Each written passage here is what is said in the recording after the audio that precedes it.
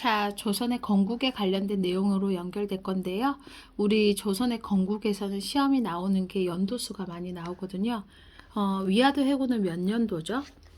1388년. 맞아요. 1388년. 그리고 과전법은 3년 후에 1391년.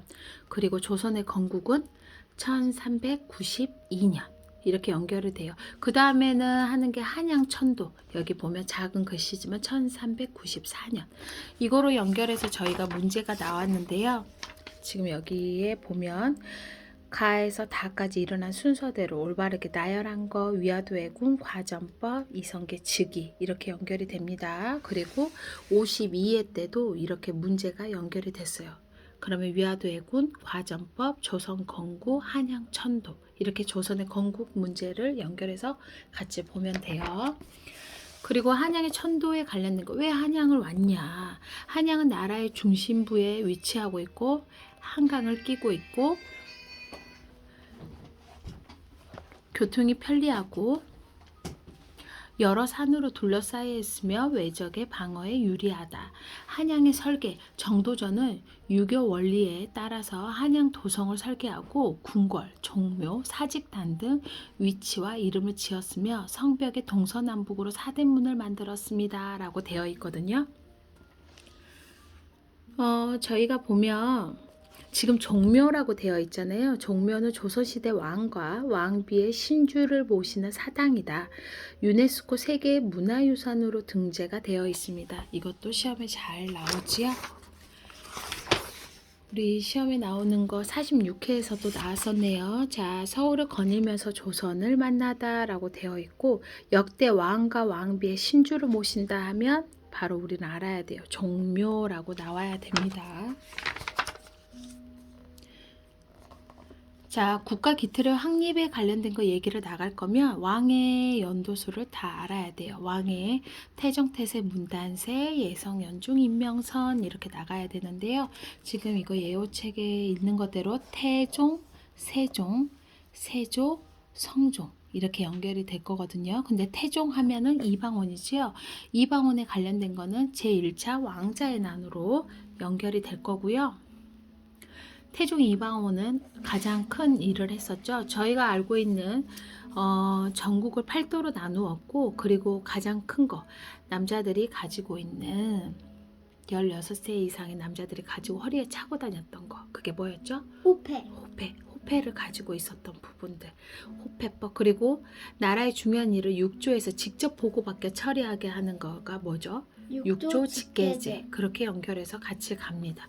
그 다음에 세종 우리가 잘 알고 있는 세종은 집현전을 설치합니다. 궁궐에 있는 학문연구기관 그리고 왕권과 신권의 조화를 유지한다고 해서 육조 직계제하고 반대되는 그게 이름이 뭐죠? 의정부 서사제 그리고 경연을 실시해요. 왕과 신하가 학문을 그리고 정책을 토론하는 그리고 훈민정음 우리가 제일 많이 알고 있는 우리의 고유의 글자 백성을 가르치는 바른 소리 그리고 영토도 확장합니다. 여진을 몰아내고 사군 육진 그리고 의종부를 보내서 스시마성 우리가 지금 말하는 대마도를 정벌해서 왜구를 물리칩니다. 세종은 솔직히 시험에 제일 많이 나올 수 있고 세종에 관련된 걸 한번 봐볼까요?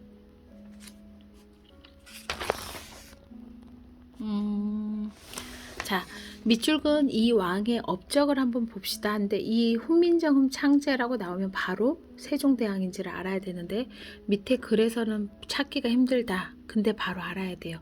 여기서 우리가 많이 아는 집현전 그런 내용은 안 나와요. 하지만 사군 육진이 나오면 이게 스시마 섬이 나오면 세종이 한 거다. 업적이다. 라는 걸 바로 알고 체크를 할 줄 알아야 합니다.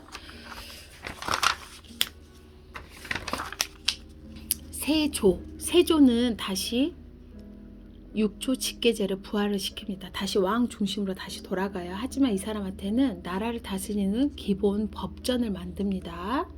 세조 때 그리고 마지막에 성종 때 완성합니다. 그러면 완성했다라는 말이 나오면 성종이에요. 근데 만들었다 하면 경국대전을 만들었다 하면 세조로 생각을 해야 돼요. 자, 경국대전 내용이 연결이 될까요? 일단 문제를 같이 한꺼번에 풀어보는 걸로 할게요. 통치체제, 아까 말했던 육조직계제와 의정부 서사제. 한양에 있는 최고 교육기관이라 하면 성균관, 지방으로 하면 향교, 그리고 서원, 서당 이렇게 연결되면 되겠네요. 그리고 신분제도 연결해서 가면 양반, 중인, 상민, 천민 내용으로 연결해서 같이 보면 됩니다. 조선의 지방행정조직함의 팔도 내용들도 지금의 현재의 지도 모습하고도 연결이 됩니다.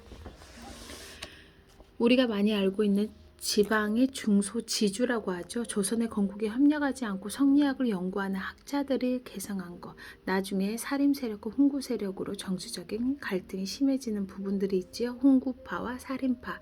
그리고 나중에 사화가 발생합니다. 사화라고 하는 것은 훈구 세력하고 대립을 하거든요. 사림 세력들이 크게 피해를 입은 사건이지만 나중에 칼잡이는 사림파가 지게 되죠. 무갑, 기을, 무오사화, 갑자사화, 기묘사화, 을사사화로 연결이 됩니다. 문제풀이 다시 나갈게요. 1번 하면 아까 말했던 왕과 왕비의 신주 하면은 종묘.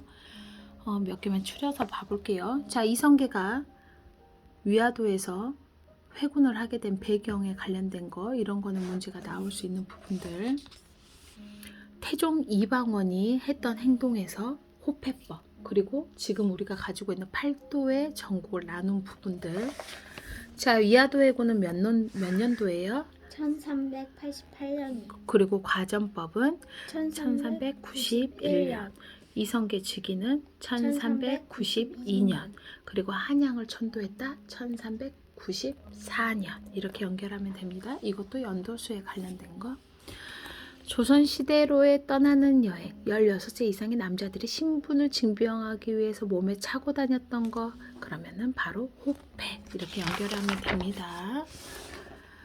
세종 때 확대했다. 그러면 집현전에 관련된 내용에서 찾아보면 바로 학문 연구를 담당했다. 이 왕의 업적하면 사군 육진, 스시마섭, 외벌, 외군, 정벌 이렇게 생각을 하면 돼요. 조선의 제7대 국왕, 이 사람이 한 거 육조 직계제를 다시 부활시켰다. 그럼 어떤 거에 관련된 거를 해야 되냐 하면 직전법 연결하면 됩니다. 또 나가볼까요? 조선의 최고 교육기관, 그러면 바로 성균관 연결해서 가면 되겠네요. 여기까지 해볼게요.